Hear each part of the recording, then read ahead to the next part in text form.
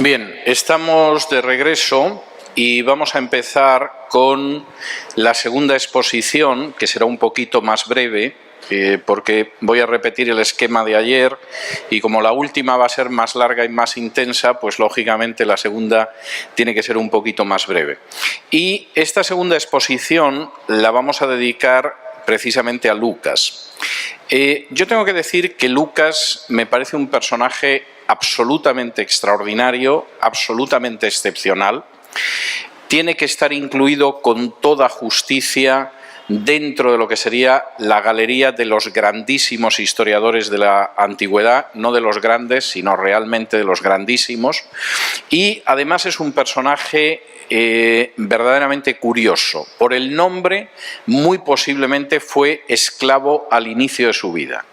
Es decir, muy posiblemente Lucas fue un hombre que nació en la esclavitud y es muy posible que consiguiera comprarse la libertad siendo médico.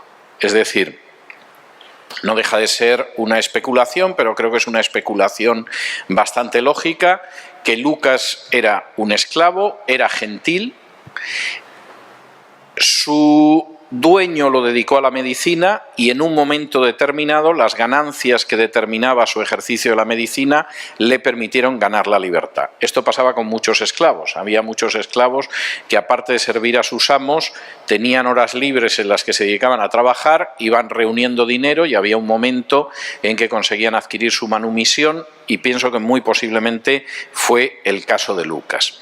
Lucas es extraordinariamente cuidadoso en todos los detalles de sus obras, hasta tal punto que de hecho muchos que han acusado a Lucas de errores históricos, finalmente lo que resulta es que la arqueología nos ha permitido ver que el que tenía razón era Lucas y el que no tenía en absoluto razón era precisamente el que le acusaba de incorrecto. Voy a intentar mostrarles, lógicamente son simplemente unas pinceladas, algunos aspectos de la exactitud de Lucas como historiador y en fin, me voy a detener para que vean ustedes hasta qué punto era cuidadoso.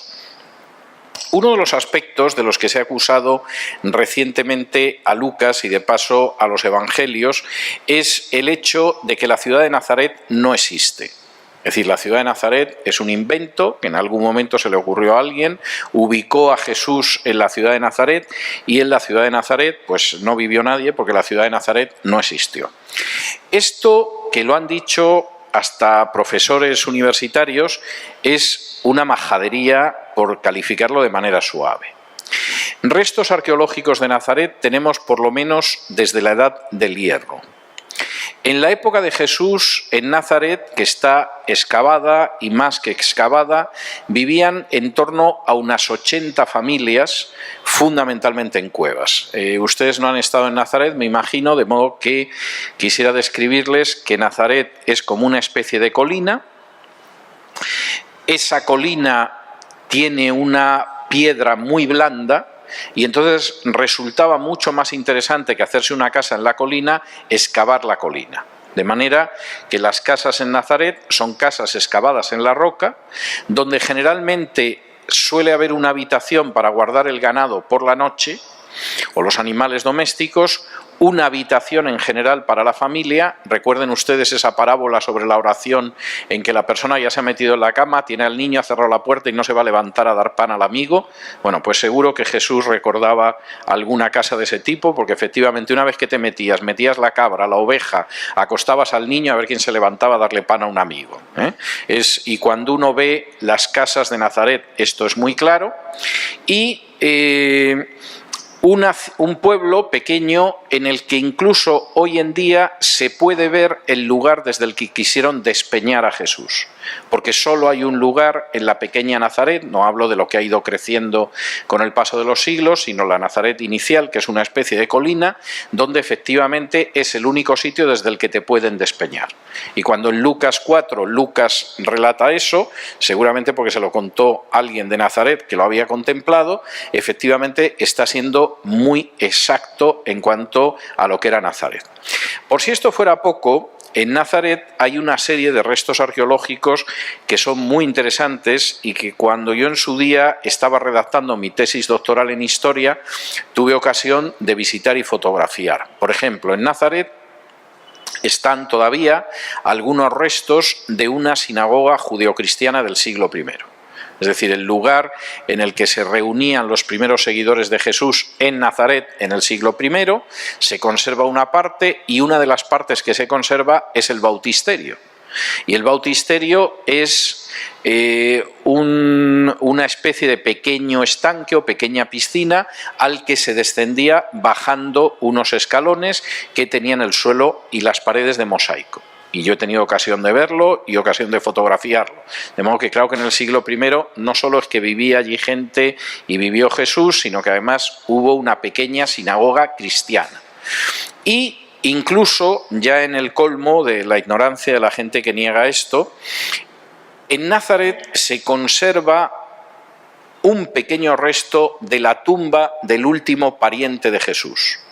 El último pariente de Jesús fue un sobrino nieto de Jesús que se llamaba Conón, que fue cristiano, que fue martirizado en Panfilia y cuyos restos se llevaron a Nazaret porque era el lugar de la familia. Y se conserva una pequeña parte de la tumba, concretamente algunos fragmentos de los frescos de la tumba de Conón, donde aparecen pintados los lirios, que son una planta o una flor muy bíblica y que algunos consideran pues incluso como un símbolo de la inmortalidad de la resurrección. De modo que decir que Nazaret es una invención y que no aparece citada en Flavio Josefo ni que Pablo la menciona, pues evidentemente es una estupidez. Primero porque Flavio Josefo no era la guía Michelin de la Palestina de la época, o sea, él menciona muchos sitios, pero no es una guía de viajes, y desde luego Pablo menos interés tenía en ponerse a citar ciertas cosas, pero desde luego no es una invención. Hay muchos restos arqueológicos del cristianismo primitivo y concretamente la Nazaret de la época de Jesús está muy excavada y ahí efectivamente vivían en torno a unas 80 familias en la época de Jesús.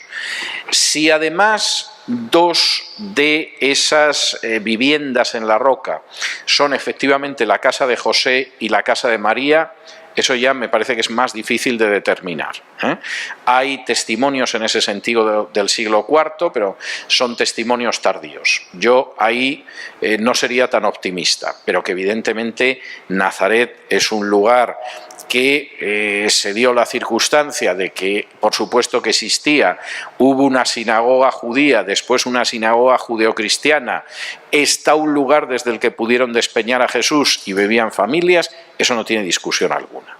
E intentar invalidar los evangelios y especialmente Lucas diciendo que Nazaret no existió, de nuevo solo puede obedecer a la peor mala fe o a una ignorancia verdaderamente estratosférica. Otro de las cuestiones que se alegan para contradecir a Lucas es el relato del censo que hace que en un momento determinado Jesús nazca en Belén. Y entonces, generalmente, los que quieren invalidar el testimonio de Lucas dicen que a la gente se la censaba en su pueblo y, por lo tanto, si estos vivían en Nazaret, ninguna necesidad de bajar a Belén, y que además en esa época no se produjo el censo porque se habla de Quirino y Quirino efectivamente realizó un censo, pero el censo es posterior. Primero, había censos que efectivamente se realizaban en tu población, pero había censos que obligaban a que una persona para censarse y pagar regresara a su hogar doméstico. Les voy a leer concretamente un censo romano del año 104, un edicto de censo, que es el mismo modelo que registra Lucas en su Evangelio y que dice así: Vivio Máximo, prefecto de Egipto, proclama que estando próximo el censo por casas, se hace necesario notificar a todos los que por cualquier razón se hallen fuera de sus nomos, de su provincia de origen, que deben regresar a sus hogares domésticos para que puedan cumplir también con el censo y continuar con la labranza que les pertenece. Es decir, ocasionalmente el censo era un censo que podía realizarse en la población y en otras ocasiones obligaban a la persona a regresar a su lugar de origen precisamente para tomar el censo desde su lugar de origen. Y tenemos ejemplos paralelos. Y en este sentido es bastante interesante porque efectivamente José va a censarse a Belén porque es de la familia de David, sus orígenes están en Belén, baja a Belén. En ese momento María entra en el parto, se pone de parto y nace Jesús en Belén, de acuerdo a la escritura de Miqueas 5, donde se habla del lugar en el que nacería el Mesías. De modo que lejos de ser un invento de Lucas, ese tipo de censo, ese censo era muy común. Lo mismo sucede con la referencia a Quirino. De hecho, Quirino, siendo gobernador de Siria, efectivamente decretó un censo posterior, pero sabemos que efectivamente hubo un censo anterior, que Quirino además actuaba como gobernador de Siria con funciones de gobernador en la zona antes, y sobre todo que además Lucas no dice que el censo lo decretara Quirino, sino que fue un censo previo al momento en el que Quirino fue gobernador de Siria, es decir, no está diciendo nada que choque con la historia. De modo que las grandes objeciones en contra del cuidado histórico de Lucas son absurdas. Sin embargo, es curioso lo exacto que es Lucas a la hora de hablar de los títulos. Tengo que decir que mucho más exacto que cualquier historiador.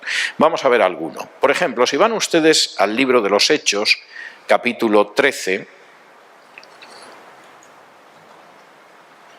y versículo 7, tengo que decirles que las provincias, vamos a ver, el título de los gobernadores de las provincias en el Imperio Romano variaban y cuando la provincia era una provincia senatorial, las provincias estaban divididas entre imperiales y senatoriales. Las provincias senatoriales las gobernaba el Senado y las provincias imperiales las gobernaba el emperador. Cuando el gobernante de la provincia era gobernante de una provincia senatorial, se le llamaba procónsul. Es decir, era una persona a la que el Senado había enviado a realizar las funciones de un cónsul. Cuando el gobernador de la provincia era el gobernador de una provincia imperial, se le llamaba legado, porque era un enviado del emperador. Y quiero decirles a ustedes que esta no es ninguna tontería, o sea, implica si hay una exactitud o no. Lucas es escandalosamente exacto. Por ejemplo, en Hechos capítulo 13... y versículos 6 y 7 de Hechos dice lo siguiente: y habiendo atravesado toda la isla hasta Pafos, está hablando de Chipre, hallaron a cierto mago falso profeta judío llamado Bar Jesús, que estaba con el procónsul Sergio Paulo, varón prudente. Este, llamando a Bernabé y a Saulo, deseaba oír la palabra de Dios. El nombre que se le da a Sergio Paulo es el de procónsul. Durante mucho tiempo dijeron, no puede ser procónsul porque era una provincia imperial. Pues no, en el año 22 dejó de ser una provincia imperial, se convirtió en una provincia senatorial y por lo tanto el gobernador era un procónsul, como decía Lucas. Pero es que encima, a finales del siglo XIX, se encontraron en excavaciones arqueológicas varias referencias a Sergio Paulo. ¿Y qué era Sergio Paulo? Un procónsul, como dice Lucas en el libro de los Hechos. Lucas era muy exacto en ese sentido. Vamos a ver otro ejemplo de esa exactitud de Lucas. Hechos, capítulo 18.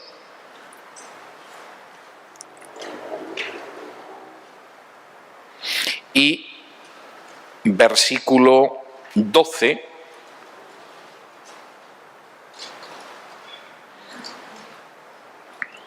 Dice así: pero siendo Galión procónsul de Acaya, los judíos se levantaron de común acuerdo contra Pablo y le llevaron al tribunal.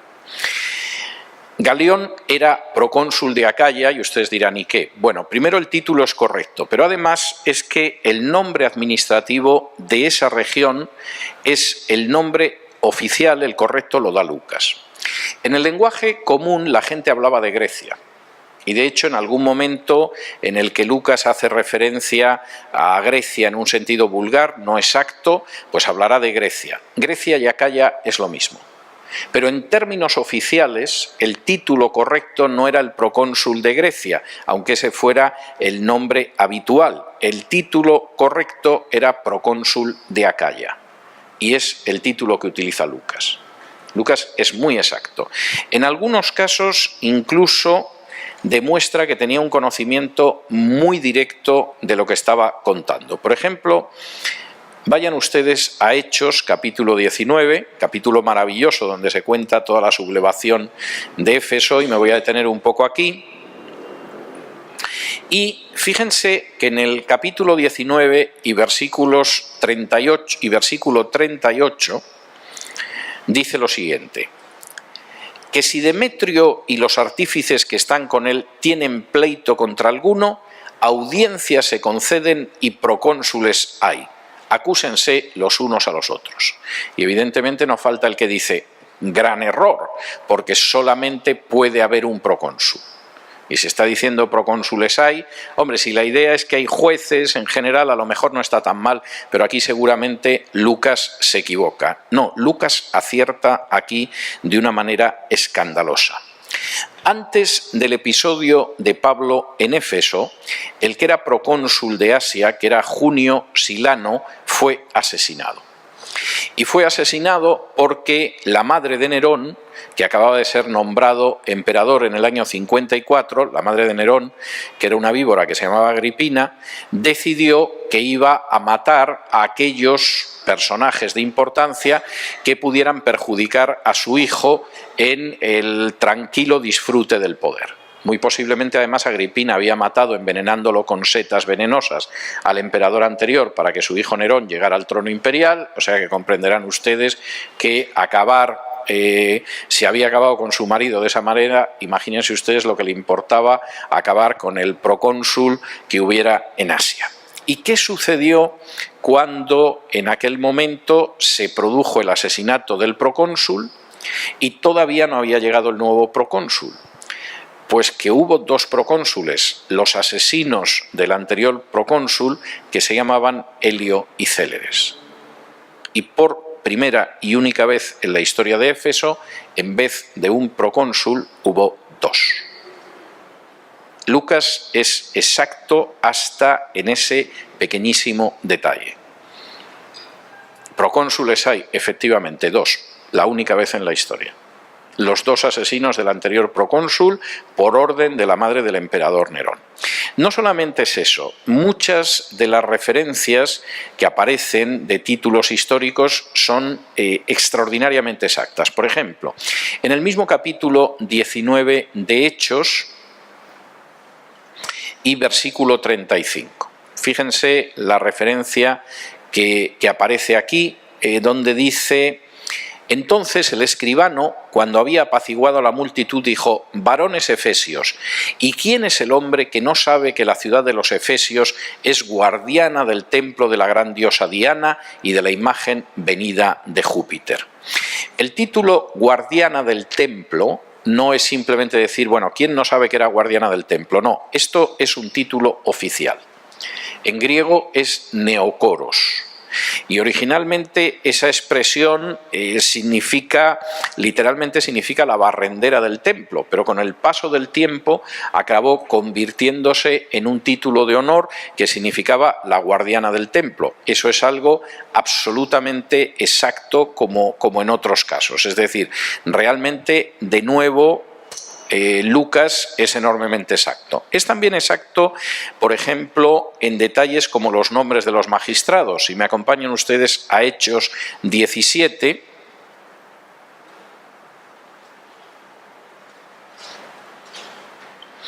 y aquí la Reina Valera traduce autoridades, pero yo les voy a decir el término que aparece.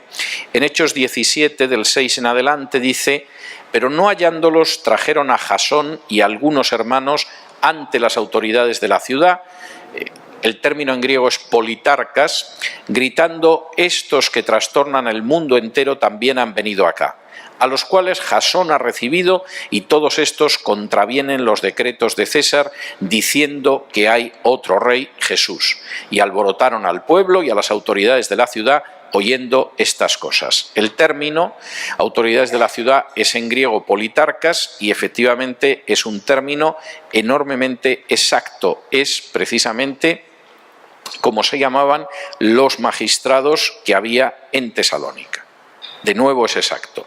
No es menos exacto el término que encuentran ustedes en Hechos capítulo 28. Si me acompañan a Hechos capítulo 28,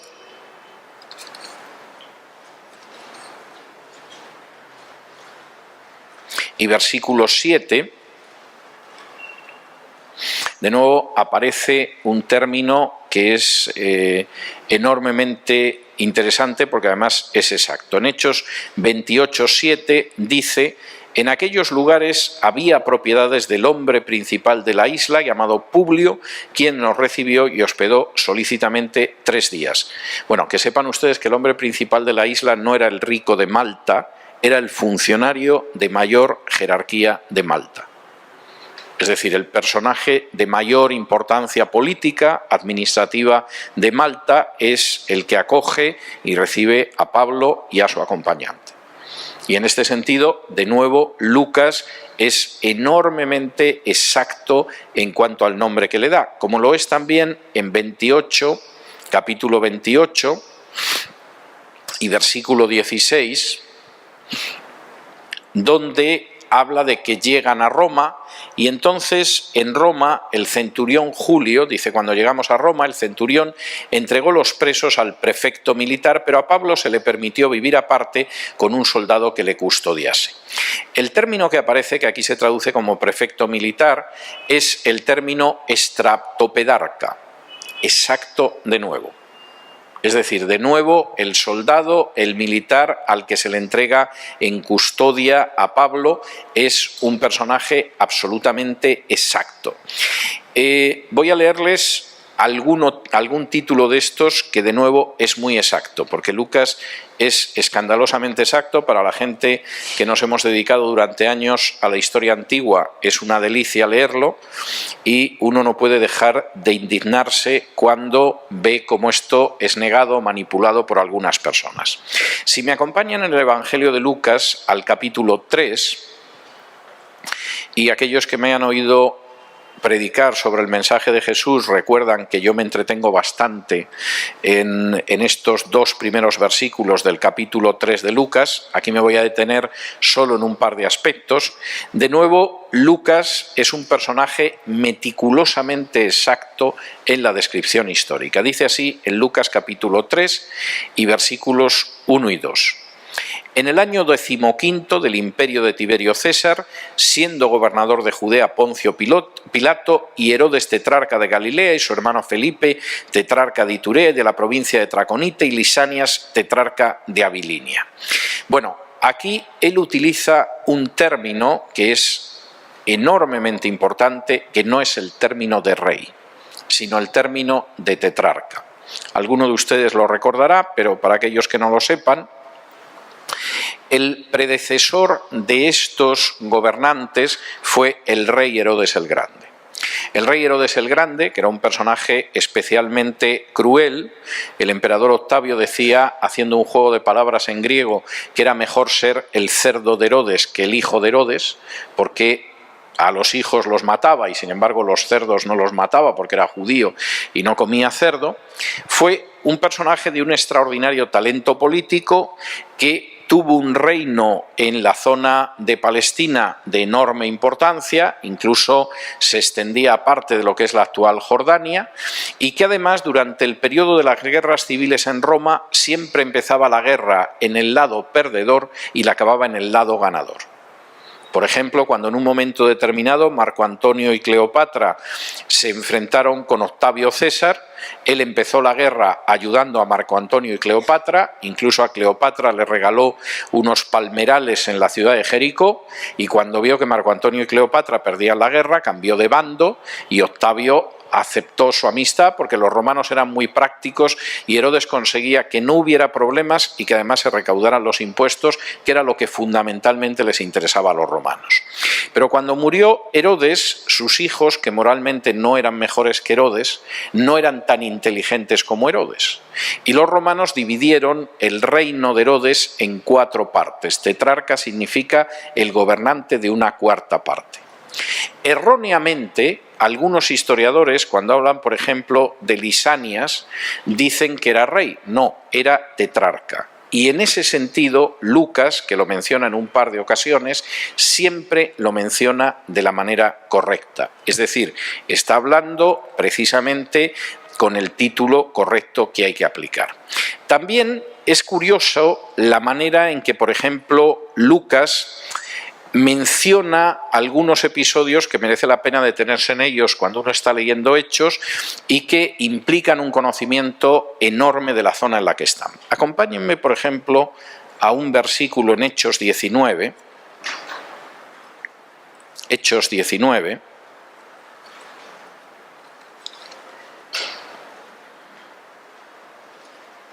Y versículos 19. Y esto es algo que a mí personalmente me llama la atención muchísimo. En Hechos 19:19 habla de la gente que se convirtió en Éfeso a consecuencia de la predicación de Pablo y dice: asimismo, muchos de los que habían practicado la magia trajeron los libros y los quemaron delante de todos, y hecha la cuenta de su precio, hallaron que era 50.000 piezas de plata. ¿Qué eran esos libros de magia que se quemaron? Eso es lo que se conoce como Ephesia Grammata, que la traducción sería algo así como letras efesias. Eran conjuros mágicos, eran rollos de versos encantados, y cuando esa gente se convirtió a Jesús se dio cuenta de que no podía mantener amuletos, talismanes escritos, rollos donde aparecían fórmulas mágicas, listas de versos encantados, y los quemaron a pesar de que el coste era de 50.000 piezas de plata. O sea, no crean ustedes que estos son libros como los que pueden ustedes encontrar en una librería sobre los signos del zodiaco o cosas de este tipo. Esto tenía mucho mayor peso, eran libros no acerca de la magia, sino libros de magia, o textos, rollos que servían para mantener la buena fortuna, poder pronunciar maldiciones sobre enemigos, etcétera, etcétera, y por supuesto eran muy caros. No era un libro explicando, en fin, no sé, cómo conseguir que tu hija se case, no. Seguramente también, pero no es eso. Es decir, era un tipo de libro efectivamente elaborado para que tuviera efectos mágicos. No era enseñarte unas fórmulas: enciende 2 velas negras, di el nombre de tu cuñada y se partirá las piernas. No. Estamos hablando de que efectivamente eran obras que elaboraban los magos y que eran enormemente caras. Y lo que aquí cuenta Lucas es absolutamente, tiene el aroma de la exactitud histórica.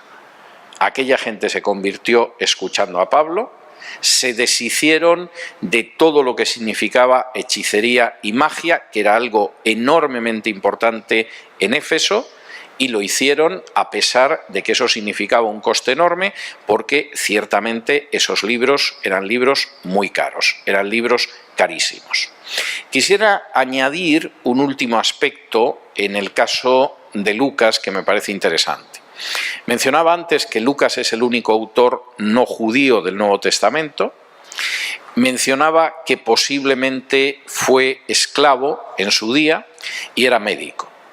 Es enormemente interesante, aunque no podemos detenernos en ello, es enormemente interesante la manera en que Lucas contiene términos de origen médico que se pierden de alguna manera en lo que sería la traducción al español, porque efectivamente es complicado en ese sentido, pero que cuando uno lo está leyendo en griego uno se queda admirado. Por ejemplo, cuando Jesús en Lucas 4 desenrolla el rollo de Isaías en la sinagoga, la palabra que utiliza Lucas es una palabra que también se utiliza para desenrollar vendas.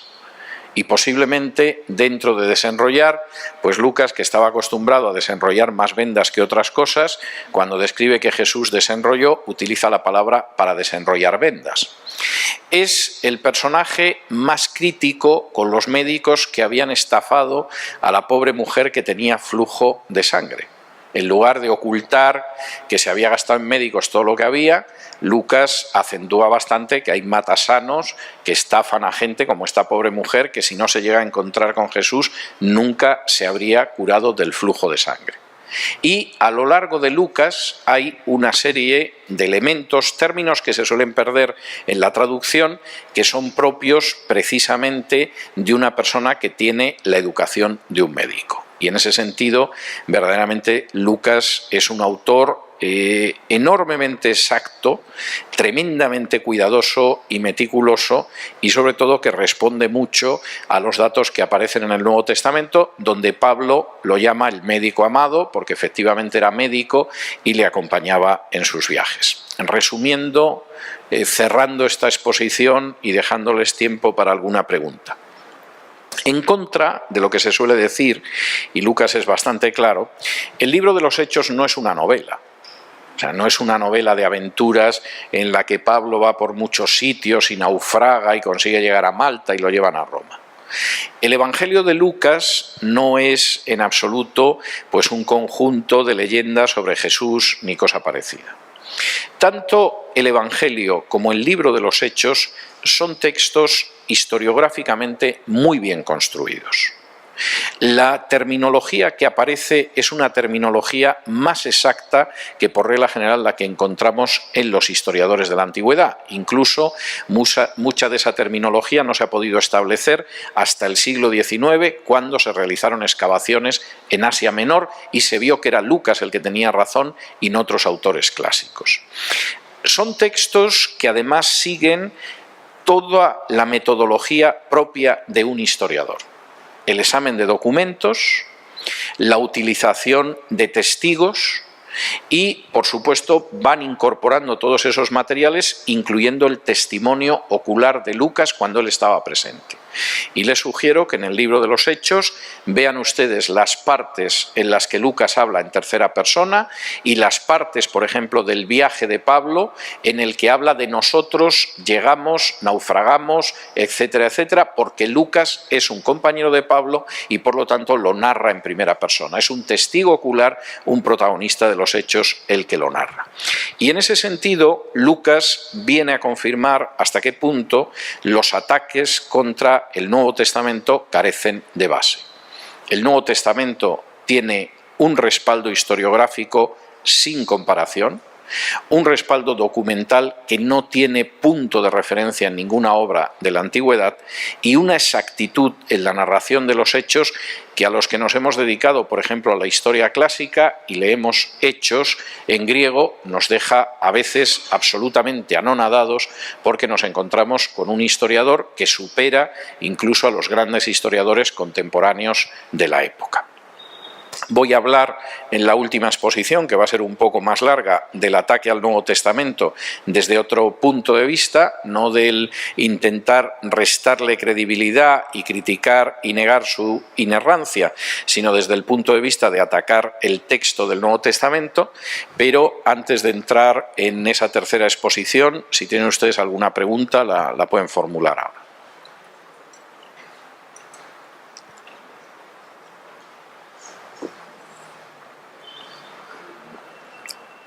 Sí. Escuché que el Nuevo Testamento es una compilación de más o menos 5.000 manuscritos. Hay algo más de 5.000 manuscritos del Nuevo Testamento. O sea, los libros, los evangelios y los de alguna manera han sido compilados a través de esos... No. Cuando hablo de los manuscritos quiero decir que hay copias, hay algo más de 5.000 copias del texto del Nuevo Testamento. Total o parcial, es decir, algunas copias contienen todo el Nuevo Testamento, otras solo contienen algunos de los evangelios o todos los evangelios, etc. Pero estamos hablando de más de 5.000 manuscritos. No tiene punto de comparación con ninguna obra de la antigüedad, porque además esos más de 5.000 manuscritos son entre el siglo I y el siglo IV. Si empezamos a hablar de las copias que existen del Nuevo Testamento a partir del siglo IV, ya se nos dispara totalmente el número. O sea, ya ahí nos perdemos, ¿eh? Estoy hablando de los 4 primeros siglos, cuando las grandes obras de la antigüedad pues están a 900, 1200, 1300, 1400 años del momento en el que se escribieron. Con lo cual no hay punto de comparación y a lo mejor pues tenemos 9 o 10 copias de esa obra, ¿no? Y la primera copia de esa obra que tenemos la tenemos a una distancia de 900 años.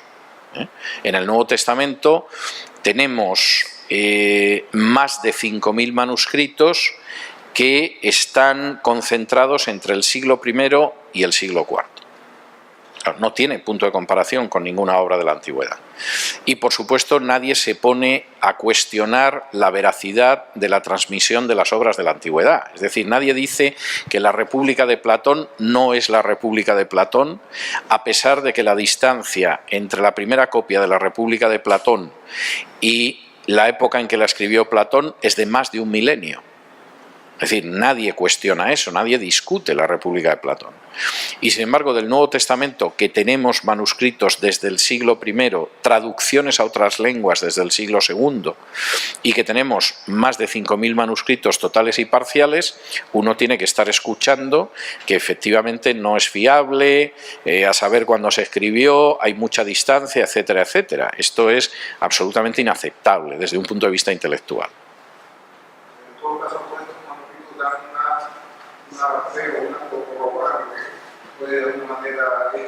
Claro, es que es el texto del Nuevo Testamento. Es que es el texto del Nuevo Testamento y de hecho voy a estar hablando de ello en la tercera parte al hablar del texto del Nuevo Testamento, porque de esos más de 5.000 manuscritos la coincidencia es total en más del 95%. Y estamos hablando en una época en que no podías enviar una copia a máquina, no enviabas un archivo de internet, es decir, tenías a un escriba copiando a pluma. Y, sin embargo, a pesar de la copia a pluma, más del 95% coinciden absolutamente. Hay menos de un 5% que son corruptos y luego voy a explicar por qué, pero eso lo vamos a ver en la última parte. Sí. César, entre esos aproximadamente 5.000 manuscritos. Más de 5.000, sí. Geográficamente, ¿qué sustento nos puede dar de copias que estén demasiado distanciadas y que hayan, sin embargo, mantenido la autenticidad y exactitud? Bueno, es que por ejemplo, las traducciones, vamos a ver, para que nos hagamos una idea, las traducciones ya del siglo II están de un extremo al otro del imperio. Es decir, si uno coge el mapa del Imperio Romano y uno ve ya las traducciones que se hacen en el siglo II, no puedes traducir algo que no existe, ¿eh? Las traducciones, la Vetus latina, que es la primera traducción al latín, es toda la zona occidental del imperio. Y, por ejemplo, la traducción al siriaco es la zona extrema oriental del Imperio Romano. No se tradujo al griego porque estaba escrito en griego, ¿eh? Entonces, si estás viendo la amplitud geográfica, estás hablando de una punta a la otra punta del imperio. Si estás hablando incluso de pueblos que estaban fuera del imperio, ya lo estaban traduciendo en el siglo IV. Es decir, los godos eran bárbaros, estaban fuera de las fronteras del imperio, eran herejes, pero habían traducido al gótico la Biblia ya en el siglo IV. Lo cual dice muchísimo en ese sentido. Claro, No hay texto de la antigüedad, ni siquiera de la Edad Media, que tenga punto de comparación con eso. O sea, en absoluto. Y eso le da una solidez tremenda, pero estamos hablando, eso es la evidencia externa. Pero es que la evidencia interna es verdaderamente demoledora. O sea, Lucas es de una exactitud que te deja pasmado. O sea, es un personaje enormemente meticuloso, enormemente exacto. Cada pequeño detalle que te da, que generalmente cuando tú lees Hechos lo pasas por alto porque no te detienes. ¿Qué más te da que fuera procónsul que capitán de infantería? Pues no da lo mismo. Es decir, Lucas es enormemente cuidadoso.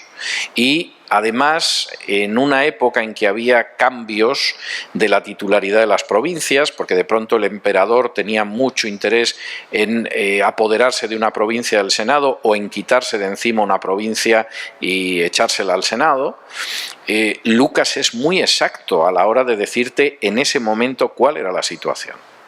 Es decir, podía haber sido... no darle importancia a esto, bueno, pues en todas partes es el gobernador y no me molesto de más.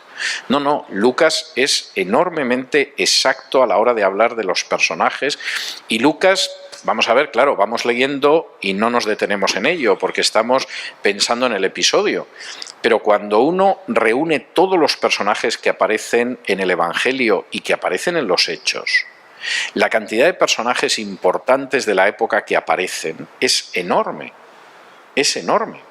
Entonces, claro, como nosotros estamos ocupados en ver lo que hace Pablo, pues estás para pararte en si la legión era la legión esta o era la legión otra, en si era procónsul o tocaba la flauta y en si el personaje se llamaba Sergio Paulo o se llamaba Pepe. Quiero decir, es algo que generalmente no lo tiene en cuenta el que lo va leyendo. Pero Lucas sí lo tiene en cuenta y claro, son dos obras que solamente desde el punto de vista histórico son extraordinarias. Es de una exactitud tremendo. Vamos a ver, no me quiero enrollar mucho con esto porque me conozco y sé que soy un peligro, pero por ejemplo, el viaje que describe Lucas cuando finalmente Pablo apela al César, que es Nerón, y le suben a un barco y le mandan hacia Roma. La descripción que él hace, y me he estado ocupando de esto las últimas semanas en mi blog, el domingo, la descripción que él hace de la navegación, de las rutas de navegación, de los vientos que soplan, del tipo de barco, de las técnicas de navegación, son verdaderamente prodigiosas. O sea, hay libros escritos por marinos analizando el viaje de Pablo, como lo relata Lucas, para decir es prodigiosa la exactitud. Claro, esto solamente se da cuenta, primero, el que ha viajado y recuerda que nos tiramos un montón de días sin comer porque había una tormenta, pues no se veía nada, porque estábamos desesperados. O sea, ese recuerda detalles. Pero luego es el que además se ha informado de cómo es, que es el caso de Lucas. Entonces, claro, es como si tú contratas un crucero, pues, yo qué sé, para hacer no sé qué viaje por Hispanoamérica y nos pilló un temporal, un horror, no sé qué. Vale, ese es el testimonio ocular. Mi mujer no paraba de vomitar, los niños lloraban, la abuela estaba contenta porque no se enteraba de nada. Bien, eso es el testimonio ocular, ¿no? Pero luego, aparte de eso, tú te molestas en saber lo que ha pasado. Y entonces dices, ¿cómo nos pudo mandar la compañía naviera? Porque en esta época del año soplan unos vientos que empujan a los barcos y si en vez de haber salido de aquí hubiéramos salido de acá, esto no nos hubiera sucedido, qué irresponsables, etc. Esas dos cosas aparecen en Lucas. O sea, uno lee los capítulos del viaje de Lucas, son prodigiosos. Te habla del viento con una exactitud tremenda sobre el tipo de viento que es. Las épocas del año en que no deberías navegar y estos se habían lanzado al mar. La ruta en la cual la única posibilidad es intentar llegar a tierra firme y acaban llegando a la isla de Malta. Es de verdad... Bueno, vamos a ver, la cosa llega hasta tal extremo que son detalles exagerados. Por ejemplo, el propio episodio de la serpiente que muerde a Pablo encaja con los reptiles de la isla de Malta. Es decir, es algo, vamos a ver, yo me tengo que limitar a dar unas pinceladitas, porque no me puedo pasar 12 horas explicando aspectos históricos del libro de los Hechos, aunque la tentación la siento. Pero la exactitud es tremenda y en el Evangelio de Lucas igual. Lucas te está dando un enclave cronológico, histórico de los hechos, que si no fuera por Lucas, yo no hubiera podido tener ayer la exposición de las 70 semanas. Porque Lucas es el que efectivamente, cuando te da el momento en el que aparece el Mesías, te da justo el año y no es casual. Y te cita el año 26 después de Cristo, que es el final de la semana 69. Es decir, esto es prodigioso. Yo sé que muchas veces esto se nos escapa, vamos por otro lado en la lectura de la Biblia y en las predicaciones. Suele haber una abundancia de amén y de aleluya, etcétera, etcétera, lo cual no me parece mal, pero de verdad es impresionante la riqueza que hay en los textos del Nuevo Testamento. Y aquello en lo que uno está pisando y los paralelos que tiene con nuestra vida cotidiana, pero como generalmente no los conocemos en profundidad, no podemos ver el paralelo. Pero es auténticamente impresionante. Y yo, que llevo muchos años estudiando a Lucas, cada vez me sorprende más. Me sorprende extraordinariamente. O sea, es casi palabra por palabra, es algo tremendo. Igual que me sorprende muchísimo el Evangelio de Juan cada vez que vuelvo a leerlo, porque es una sensación de que de pronto me voy a volver y me voy a encontrar al torpe de Pedro, a Jesús y al resto de la gente. Es decir, realmente son unas construcciones literarias e históricas que no tienen parangón. Y durante muchos años yo me he dedicado precisamente a la historia clásica, o sea, sé de lo que estoy hablando. Ese es el mundo en el que yo vivo. Es decir, yo habitualmente vivo en el mundo clásico, vuelvo de vez en cuando al siglo XXI porque no tengo más remedio, pero habitualmente yo me estoy moviendo en otro mundo. Y en mis últimas vacaciones, en Navidades, yo me fui a Grecia, sin moverme de mi casa en Estados Unidos, pero me fui a Grecia y no me dediqué nada más que a leer fuentes griegas y a cosas de este tipo, que era lo que me divertía muchísimo, mientras la gente se dedicaba a gastarse el dinero que no tiene, y es un mundo que conozco. Entonces, cuando de pronto me encuentro con Lucas, Lucas es un gigante en ese mundo. Y pasa con otros textos, es decir, no me voy a detener en Pablo o en otros autores, pero es algo verdaderamente tremendo. Y con esto voy a acabar. Y si alguien, por ejemplo, en un momento determinado, se lee la guerra de los judíos de Josefo, al mismo tiempo que se lee el Apocalipsis, se le va a quitar una cantidad de tontería escatológica de la cabeza que se va a quedar sorprendido. Es decir, uno de los problemas para muchas de las interpretaciones de la Biblia y para muchas de la falta de aprecio de la profundidad y la grandeza del texto bíblico está en la ignorancia histórica. Y la ignorancia es muy mala. Esa es la realidad. Bueno, les voy a dar 5 minutos de descanso, pero ni uno más. Y vamos a entrar con la última exposición sobre el ataque al texto de la Biblia.